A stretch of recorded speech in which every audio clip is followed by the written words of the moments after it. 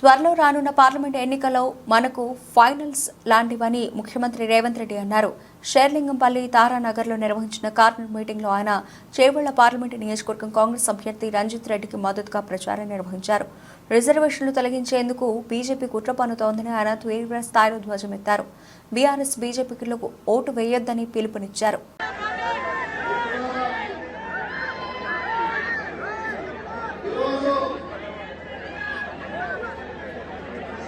सोनिया गांधी श्री मल्लिकार्जुन खड़गे गारू श्री राहुल गांधी गारू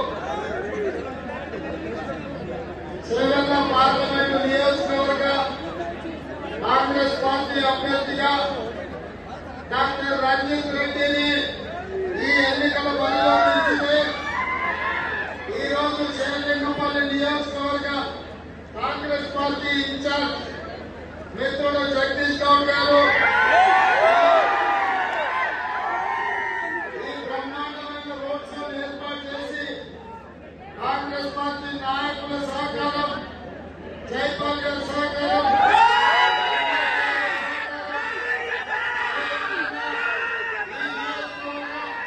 జిల్లా పార్టీ నాయకులు, డివిజన్ స్థాయి అధ్యక్షులు, వివిధ బస్తీలలో ఉండే కాంగ్రెస్ పార్టీ అధ్యక్షులు, నాయకులు, దాని సమానులైన కాంగ్రెస్ పార్టీ కార్యకర్తలు, మా ఆడపిల్లలు వేలాదిగా తరలి వచ్చి ఈ రోజు రంజిత్ రెడ్డిని గెలిపించడానికి, కాంగ్రెస్ పార్టీని ఆశీర్వదించడానికి విచ్చేసిన మా కమ్యూనిస్టు సోదరులకు కూడా మనస్ఫూర్తిగా ధన్యవాదాలు, కృతజ్ఞతలు. మిత్రులారా, ఇవాళ మీరు ఆలోచన చేయండి. ఈ ఎన్నికలు అత్యంత కీలకం. మా కార్యకర్తలు, మా నాయకులు అనుకుంటున్నారు 10 సంవత్సరాలు తెలంగాణను పట్టి పీడించి, తెలంగాణను దోసుకొని వేలాది కోట్ల రూపాయలు దాచుకున్న బీఆర్ఎస్ మన జరిగిన డిసెంబర్ ఎన్నికల్లో ఓడిపించడంతో మా బాధ్యత తీరింది.